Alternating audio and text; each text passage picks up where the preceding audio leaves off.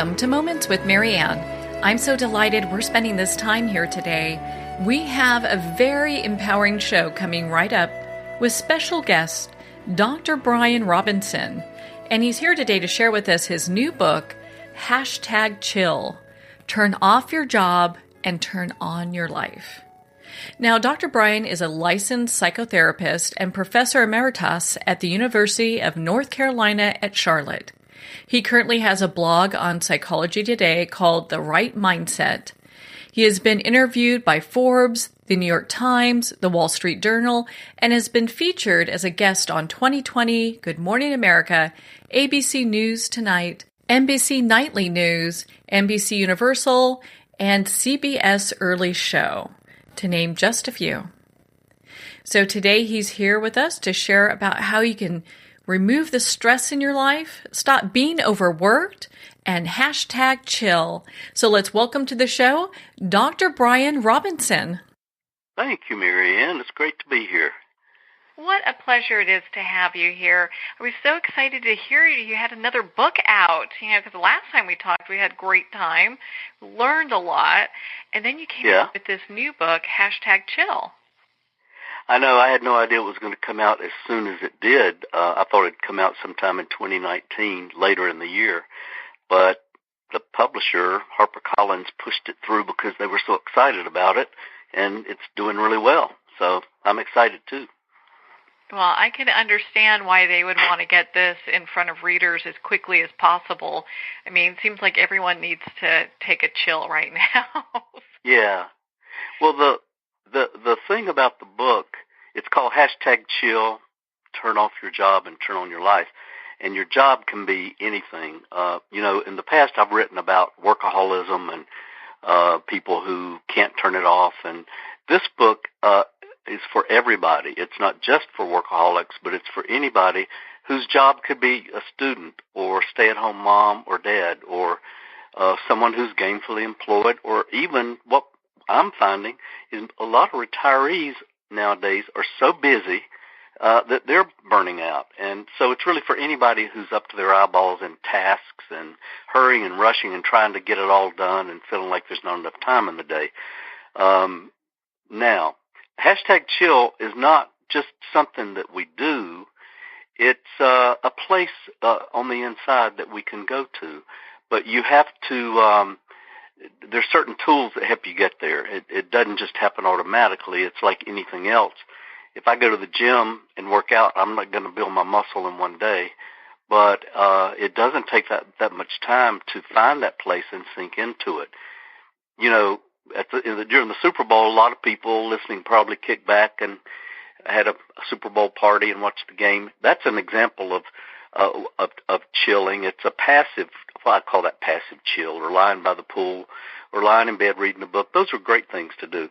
But there's also something I call active chill, and that's where we're mindful of the present moment and that we intentionally go into that place when we get triggered. And I'll give an example of how I practice this in my own life. About a year ago, or maybe even longer, it's before I even wrote this book, I was coming back from Atlanta. I live in Asheville, North Carolina, and I was in Asheville getting off the ramp to get to my house, and I casually looked over, and there'd been a woman in a little red car in front of me, and she flipped me the bird and gave me this ugly snarl, and I had no idea what that was about. But immediately, when you do these tools, when you work with these tools, you go inside, not outside. Now, the person who reacts to that, which could have been me, would roll down the window and tell her to go to hell or flip her the bird back or whatever.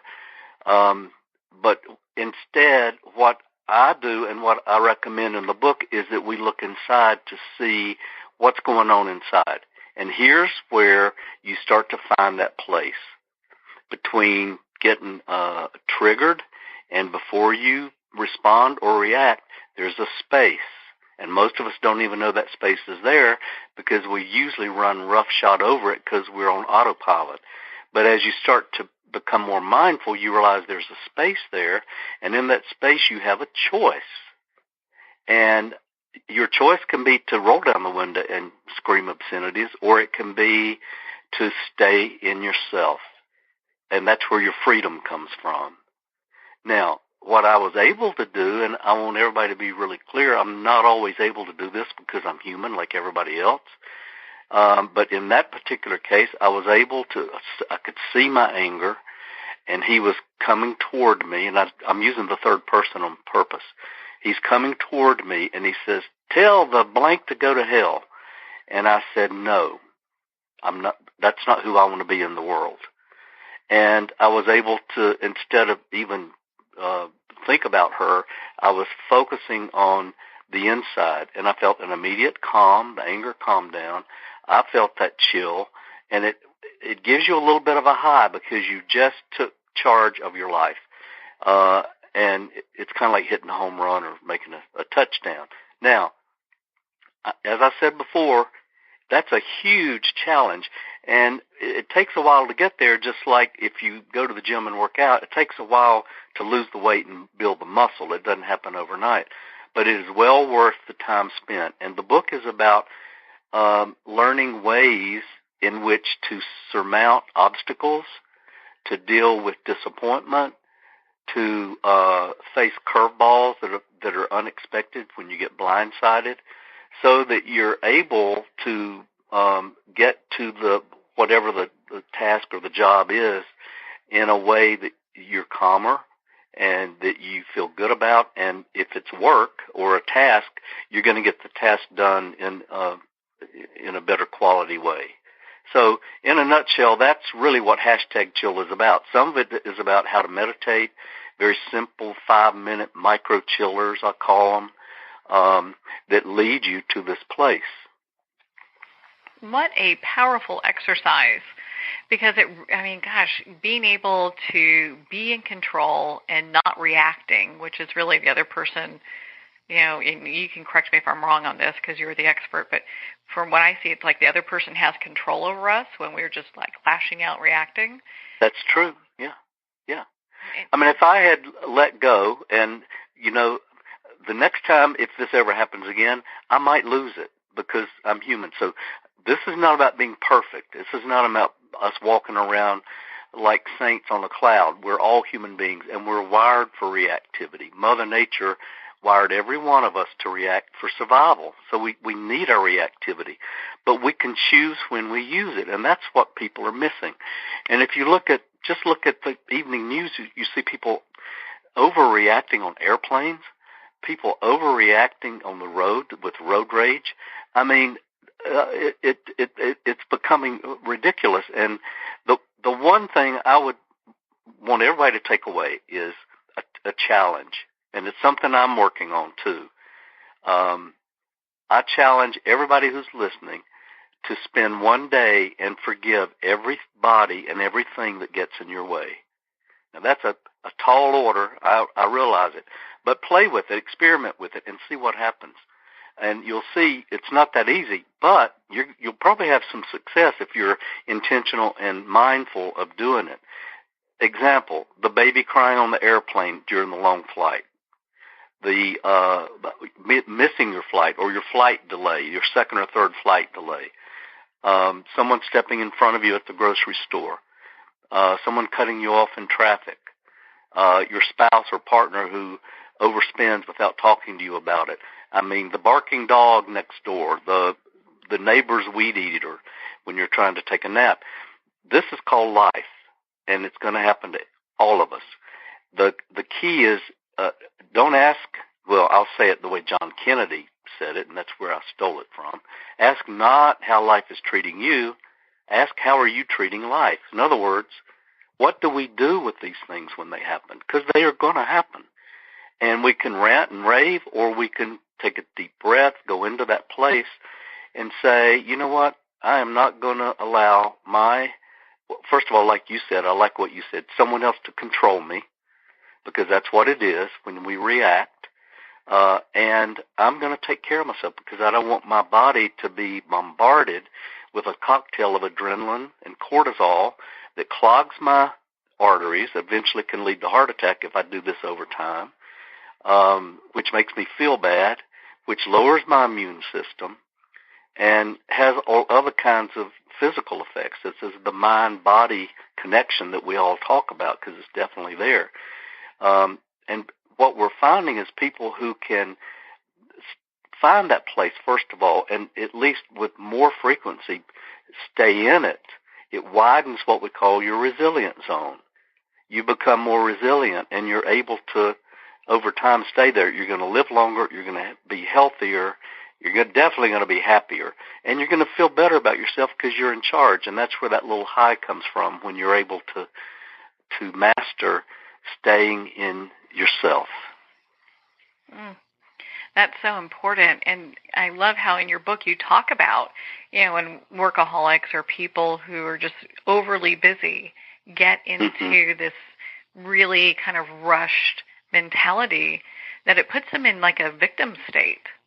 It's really interesting how that all works. Yeah. Because if we're constantly reacting to what's going on around us, we're not in charge. The world is in charge of us, and we're at the mercy of whatever happens.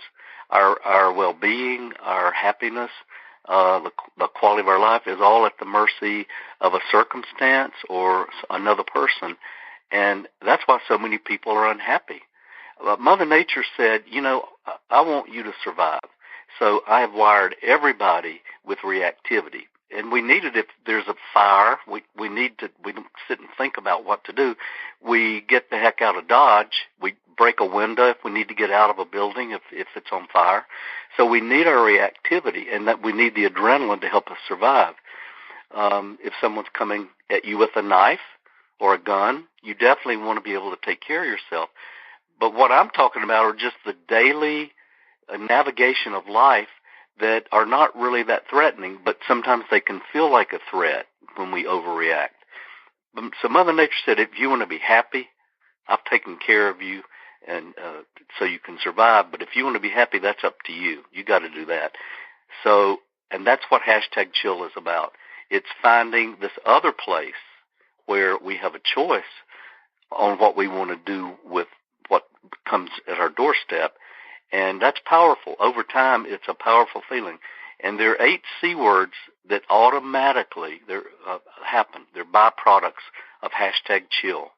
And let me see if I can get them all. Calm, clarity, because you start to see more, just like I was able to see my anger and realize what was going on inside of me instead of being oblivious to it. Curiosity, compassion for self and for other people, connectedness, again, with other people and with ourselves. What am I missing? Oh, confidence and courage. Courage is sticking your neck out. We're more apt to, it's kind of a paradox in a way. When we find that place, we're a little more willing to take little risks, not safety risk, but in terms of maybe going to a party where we don't know anybody, or calling up a friend and not worrying about getting rejected. But when we stick our neck out, that's where growth occurs, outside our comfort zone. So these are states of being that complement the state of doing. And most of us in our culture, for sure, rewards doing more than being. But what the being does, it brings more balance to our busy lives if we can be and do. And one of the exercises in the book is I suggest people make a to-be list. And usually when I say that, the people go blank, like, what in the heck are you talking about? But their to-do list runs out the door. It's huge.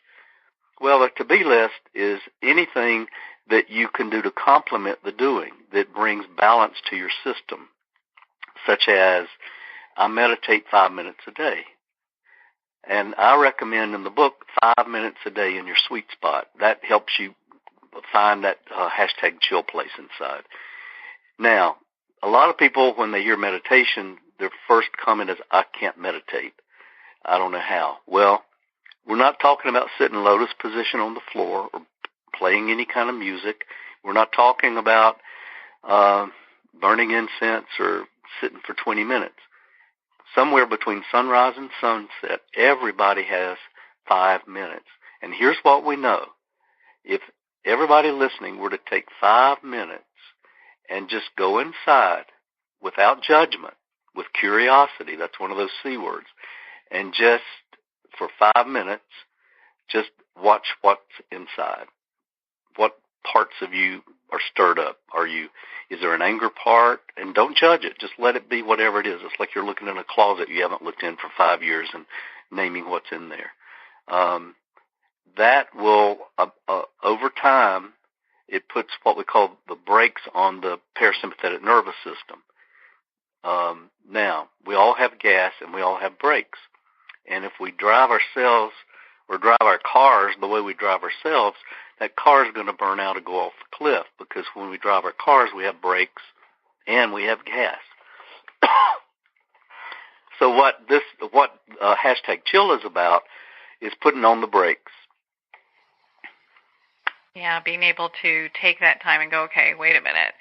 Well, and you've talked about meditation, and for our listeners that maybe don't meditate or have it in the past, I know you offer a lot of different ways that they can meditate. Mm-hmm. What are a couple of the ones that you find that people kind of feel more popular with, or that are more popular? We'll do one right now. If everybody listening, we won't actually do it now, but you can do this at any point. Just take 1 minute or 2 minutes and listen wherever you are. Listen to every sound around you. Just identify every sound. Just focus on every sound. It could be your gurgling stomach. It can be the heating system. It could be traffic outside or voices in the background. Just name each one for 1 minute. And after you're through, this is all about going inside. So it doesn't matter what you focused on. Go inside and notice your heart rate. Notice how much looser your muscles are. Notice your respiratory rate. Just notice how much calmer you feel. That's 1 minute. 1 or 2 minutes will do it. Now imagine if you do that over time, 5 minutes a day for a month.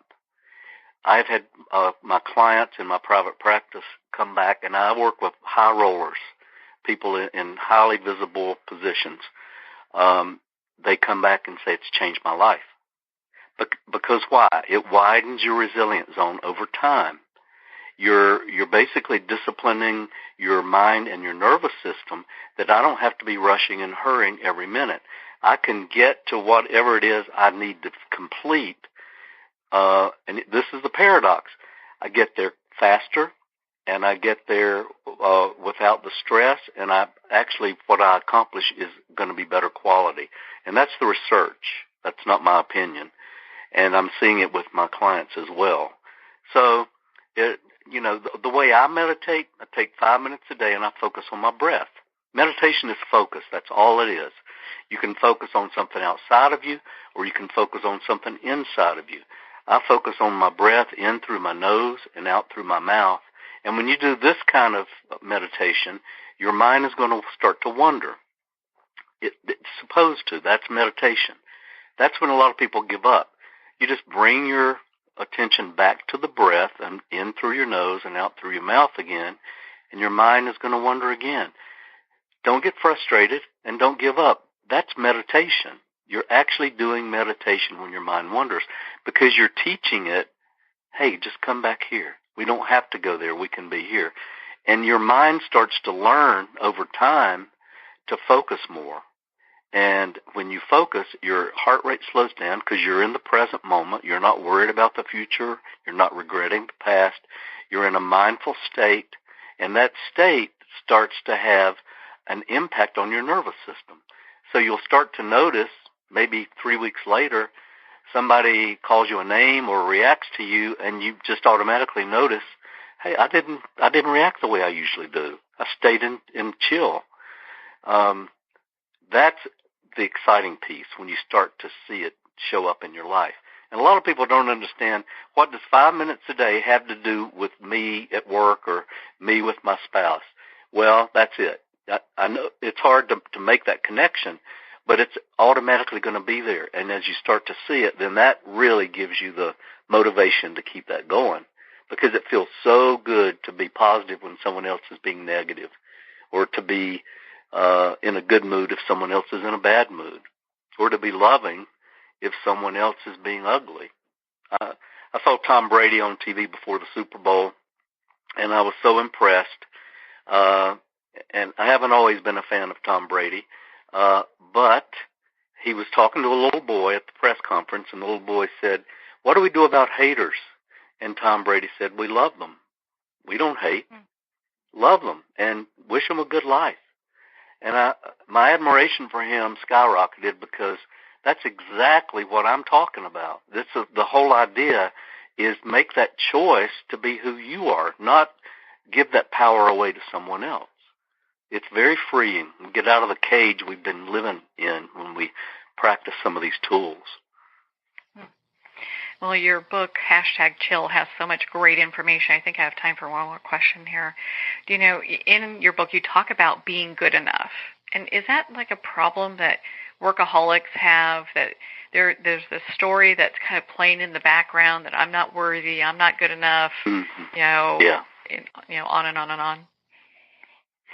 It is. It's something that even if we're not workaholics, a lot of us feel on the inside. We have the little voice, the critic or the judge that says you can't do it, or you're not okay, or you're not as good as so-and-so. The thing is, because we hear it in our echo chamber, we believe it because we think it. And the key is not to believe everything you think, because our thoughts are not always accurate. In fact, many times they're not accurate. They scare us. And here again, this is for survival. We all have what's called a fortune teller before an event happens. We imagine sometimes the worst, but again, that's so we're prepared for whatever happens. That's Mother Nature's legacy that she gave us.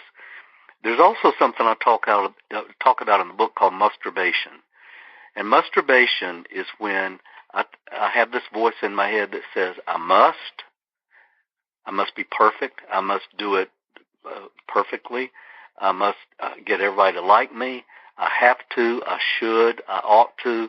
And we don't realize, first of all, we're even doing it. We're so unconscious. But if everybody would step back and take a breath and start to listen to their echo chamber, that's an example of an external pressure. It's that pressure that we're putting on ourselves. And when we do that, it's oppressive. That language is oppressive. And so we feel pressure from it, and we don't even realize it. But if you start listening to how you talk to yourself and what you require of yourself, like the musts, there are these rules that we impose on ourselves, when nobody can be perfect. Nobody can have everybody liking them. So usually what we're requiring of ourselves are not rational and not reasonable, but we don't take the time to step back and listen to what's going on.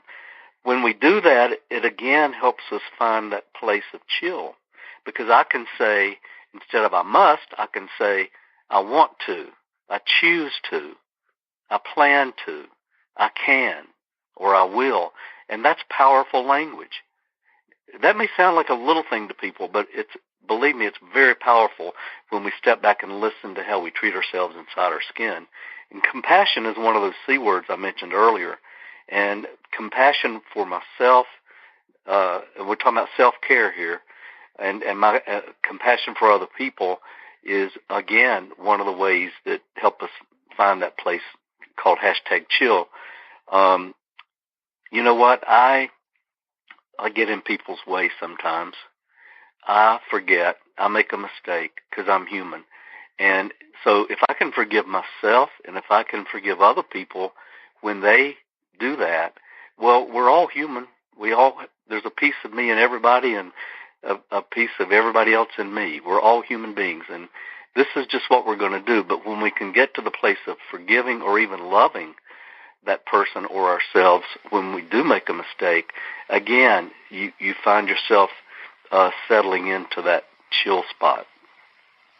Isn't that the truth? And that seems like one of the most difficult things to do is really find that compassion for ourselves.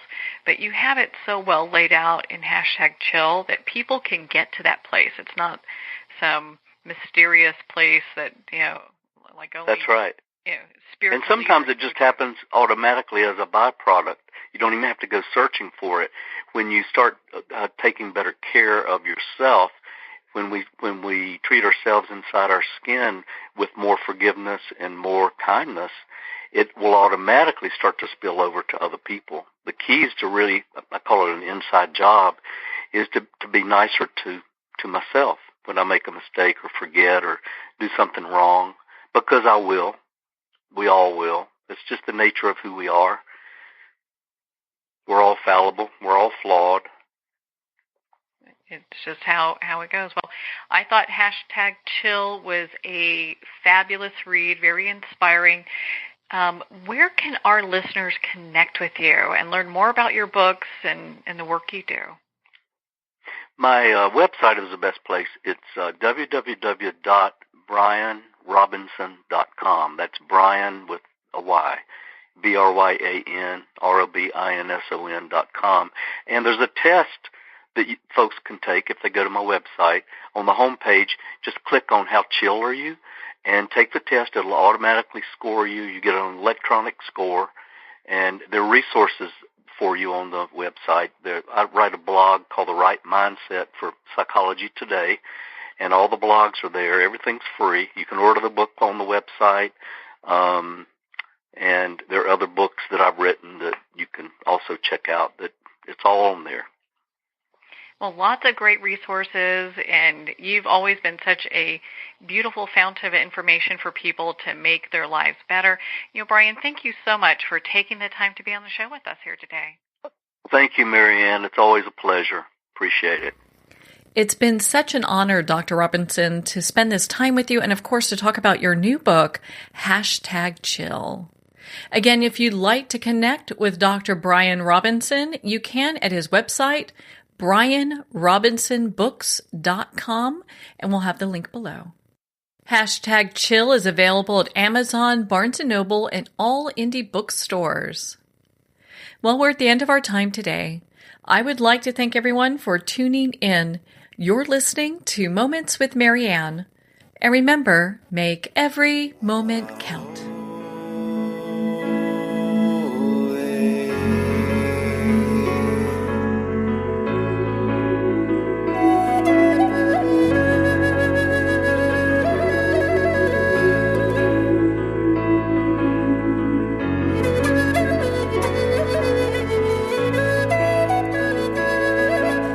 In a single moment, your life can change. Moments with Marianne is a transformative hour that covers an endless array of topics with the best of the best. Her guests are leaders in their fields, ranging from inspirational authors, top industry leaders, and business and spiritual entrepreneurs. Each guest is gifted and a true visionary, a recognized leader in her own work, and while teaching others to develop, refocus, and grow, Marianne will bring the best guest and sometimes a special surprise. Don't miss this. You never know just which moment will change your life forever. Moments with Marianne airs every Sunday, Monday, Thursday, and Friday at 8 p.m. Eastern and 5 p.m. Pacific Time.